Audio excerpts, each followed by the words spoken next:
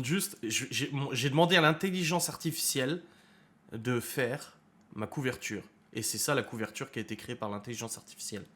Alors n'y voyez pas... les gens vont tout de suite dire oh là là, ça c'est Adrien, c'est Maëva. Pas du tout. Pas du tout. Cette illustration, en fait, faite par intelligence artificielle, j'aurais pu prendre une illustration d'un artiste japonais qui, en fait, faisait des illustrations de la dépression, des conflits, des problèmes psychologiques, des erreurs dans la vie, etc. Et c'était sensiblement la même chose, mais c'était beaucoup plus artistique. Et moi, j'ai demandé à l'intelligence artificielle de créer ça parce que pour moi, l'homme qui est là, c'est moi, bah, logique. Et la bête qui est là, c'est ma vie. Voilà. C'est tout simplement ça. C'est comme ça que j'imagine tout ce parcours. Aujourd'hui et depuis ma rencontre avec Laura, ça serait pas ça, forcément. Mais c'est ça qui représente pour moi ce livre. C'est une forêt avec de la fumée, parce que la fumée t'empêche de voir plus loin. C'est-à-dire que pendant des années, je ne savais pas ce qui se tramait derrière la fumée, tu vois. Et t'avances dans cette forêt tout seul. T'as du feu avec toi. Le feu, c'est juste l'espoir. C'est juste ton esprit qui s'accroche, en fait, qui sombre pas. Comme je l'ai déjà dit plein de fois, j'ai menti, mais j'aurais pu tomber dans l'alcool, dans la drogue, dans plein de choses. Ça n'a pas été le cas. Et pour moi, cette bête qui est devant moi dans cette image, c'est simplement la vie que j'ai vécue et ce que j'ai dû affronter. Mais ça, tu peux le transposer pour Maëva, tu peux le transposer pour toutes les choses, même pour Laura qui a vécu des choses terribles et tout ça. Mais c'est ce que j'avais envie de faire ressortir par cette couverture. Voilà. Donc c'est ça, du coup, que j'ai voulu illustrer pour ce bouquin, qui sorte ou qui sorte pas. Voilà, j'avais envie de mettre une petite image et je trouvais ça. Au début, c'était pas ça cette image, c'était une image de Word toute simple. Voilà. Donc, en tant que maman, alors attends, je relis juste. Ma mère a dit merci, mais je suis loin d'être parfaite. Évidemment, j'ai beaucoup souffert de ça. En tant que maman, on fait bien souvent de notre mieux. Et c'est certain que sans vous, il est certain qu'on ne serait pas sur ce live en train de discuter. Ma mère, elle me fait des retours du bouquin aussi. Sur toute la période des mensonges, du coup les 1 ou 2 ans de mensonges compliqués, je l'ai eu au téléphone et elle m'a dit écoute, ça a été très dur pour elle de lire ça, ce que je comprends parfaitement, mais elle m'a dit j'ai eu des réponses à certaines de mes questions. Et quand elle m'a dit ça, ça m'a fait un soulagement et je me suis dit ok, que ce bouquin apparaisse ou pas, c'est même pas la question, il aura permis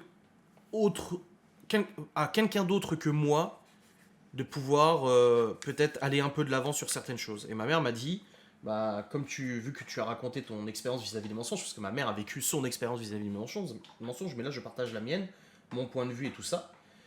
Et ma mère m'a dit, ça a répondu à des questions que je me posais. Et ben tant mieux. Et après elle m'a appelé en me disant, je suis sur le PC, elle m'appelle, elle me dit oui, j'ai une question à te poser, j'aimerais que tu m'y répondes. Je lui dis oui. Et elle me dit si j'avais pas pu t'aider financièrement comme je l'ai fait, est-ce que tu me parlerais toujours? Et j'ai répondu bah oui, évidemment. Tu vois, voilà, c'était une réponse rapide. Je sais pas, bien sûr. J'ai dit j'ai pas continué de te parler parce que, mais ça, je pense aussi, ça fait écho au fait qu'une de mes sœurs ne lui parle plus, enfin ne nous parle plus. Mais je dis mais bien sûr que non, ça n'a rien à voir. C'est pas ma façon de faire, ma façon d'être en fait. Je sais pas.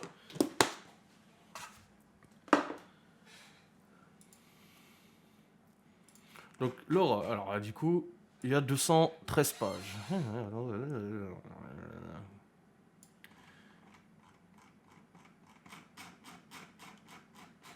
Laura, chapitre 75. Ah, ça me fait trop plaisir d'avoir atteint le chapitre. Je l'ai dit à Laura, j'ai dit putain, j'ai enfin atteint le chapitre, Laura. Le pire, c'est que vous le savez déjà, je vous ai déjà rencontré en vidéo.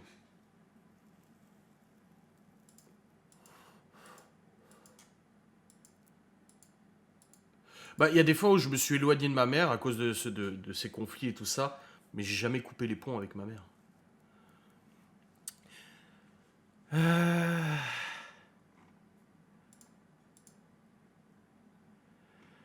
Un soir, alors que je suis en train de préparer à manger pour les enfants, et que Maëva étant sortie avec son nouvel amoureux Rémi, je navigue sur Tinder. Mon profil contenait une photo de moi souriant d'il y a 2 ans, avec en biographie le fait que j'étais papa de 4 enfants, cuisinier à mes heures perdues. Je vois un profil Tinder avec un tatouage en photo de la fée Clochette. Je vois l'âge, 1 an de moins que moi, et la distance, 20 ou 30 km. J'ai toujours refusé de liker ce genre de profil car pour moi c'était bien trop facile de ne rien mettre, alors que moi j'étais honnête et transparent sur ma vie avec ma photo et ma biographie. Je ne sais pas pourtant ce qui m'a poussé à liker. Je clique sur le bouton et là, ça me dit match. Cet inconnu avait déjà aimé mon profil avant moi et ça nous permet d'ouvrir une discussion. Cet inconnu, c'était Laura. J'aime bien.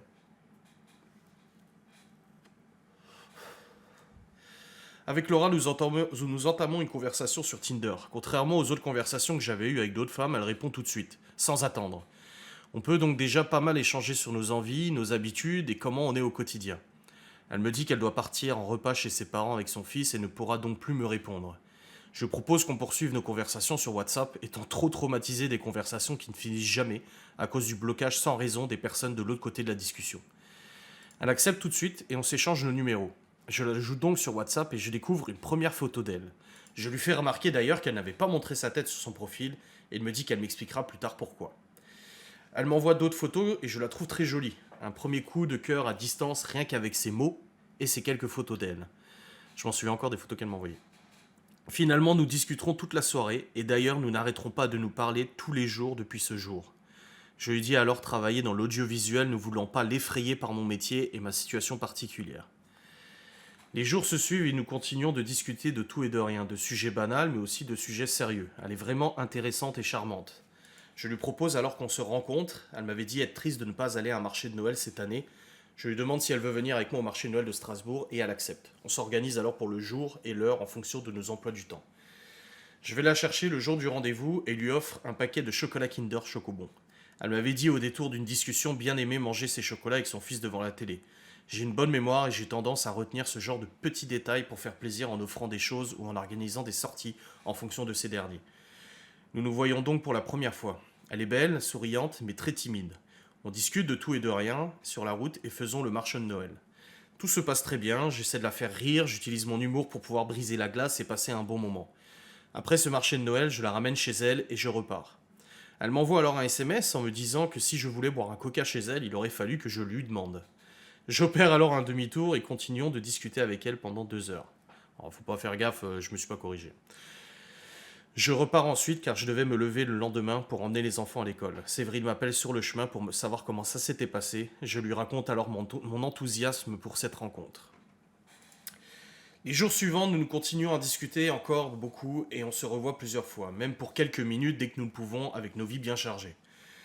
J'avais donc expliqué à Laura que je vivais toujours avec Maëva et que début janvier nous ferions une semaine sur deux en gardant une maison commune pour ne pas perturber les enfants. Elle est très compréhensive et tolérante avec cette façon de faire les choses, même si elle ne saisit pas vraiment l'intérêt de le faire, ni même la vraie faisabilité de cette organisation.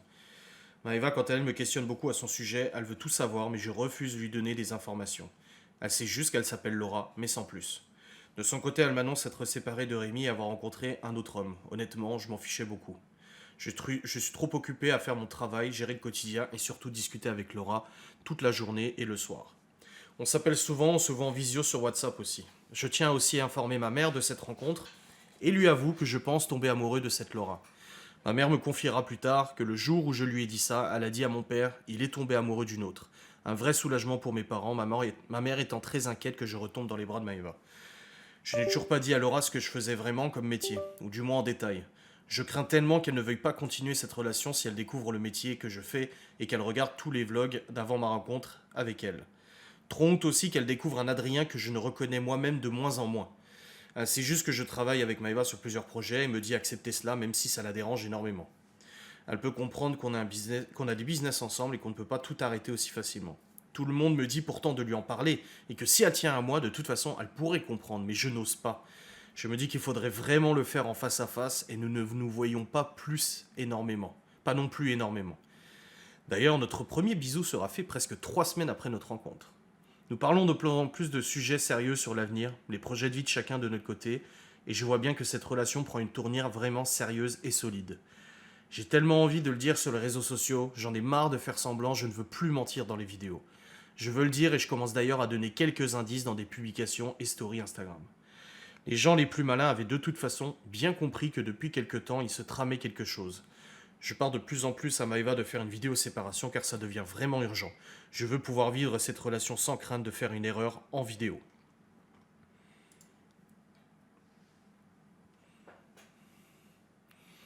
Chapitre suivant, découverte de mon métier.